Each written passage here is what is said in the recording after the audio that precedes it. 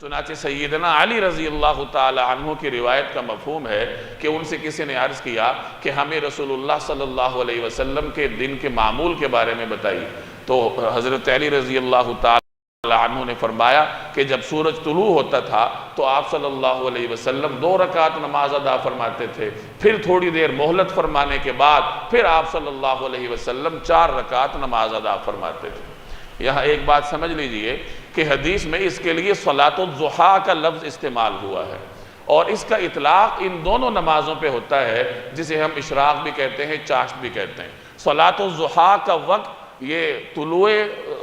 جب سورج طلوع ہوتا ہے اس کے تھوڑی دیر کے بعد، کوئی 20 منٹ کے بعد شروع ہوتا ہے، اور زوال تک یہ ضحیٰ کی نماز کا وقت باقی رہتا ہے۔ اگر کوئی آدمی طلوع آفتاب کے فوراً بعد پڑھ لے، یعنی جب اول وقت ہے اس وقت پڑھ لے، اس کو اشراق کہہ دیا جاتا ہے، اور کوئی آدمی تھوڑا ٹھہرے بعد میں آ کر پڑھ لے تو پھر اس کو چاشت سے تعبیر کر دیا جاتا ہے۔ ان دونوں نمازوں کو آپ اکٹھا بھی پڑھ سکتے ہیں۔ اگر کوئی آدمی 9-10 بجے اٹھتا ہے اور کام پر جانے سے پہلے وہ 2 رکعت اشراق کی نیت سے پڑھ لیتا ہے، 4 رکعت چاشت کی نیت سے پڑھ لیتا ہے، تو یقیناً اسے ثواب حاصل ہوگا۔ مختلف روایات میں ان نمازوں کی بڑے فضائل مذکور ہیں۔ چنانچہ ایک روایت میں آتا ہے کہ اگر کوئی آدمی فجر کی نماز جماعت کے ساتھ پڑھے اور اس کے بعد اپنی جگہ پر بیٹھا رہے، ذکر اذکار کرتا رہے یہاں تک کہ سورج طلوع ہو جائے اور نماز کا وقت ہو جائے، تو وہ اشراق کے 2 نوافل ادا کر لے تو اسے مقبول حج اور عمرے کا ثواب ملتا ہے۔ نبی کریم صلی اللہ علیہ وسلم نے 3 مرتبہ فرمایا کہ مکمل اور مکمل حج اور عمرے کا ثواب اس کو ملتا ہے۔ اب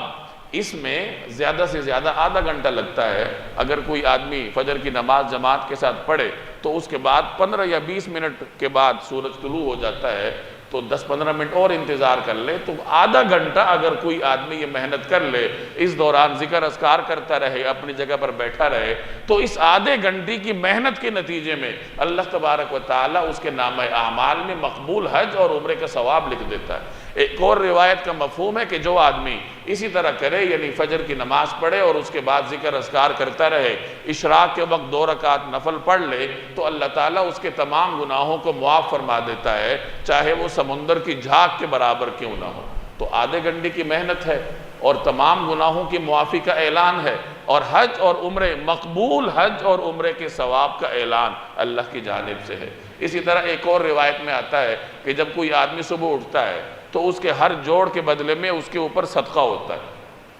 چنانچہ اب صدقہ کیسے ادا کرنا ہے تو اس کی بھی تفصیل روایت میں موجود ہے کہ لا الہ الا اللہ کہنا صدقہ ہے، سبحان اللہ، الحمدللہ، اللہ اکبر یہ کہنا صدقہ ہے، کسی کو بھلائی کی تلقین کر دینا صدقہ ہے، کسی کو برائی سے روکنا یہ بھی صدقہ ہے۔ اور مزید فرمایا کہ اگر کوئی آدمی ضحیٰ کی 2 رکعتیں پڑھ لے تو وہ اس کے تمام جوڑوں کی طرف سے بطور صدقے کے کافی ہیں۔ تو یہ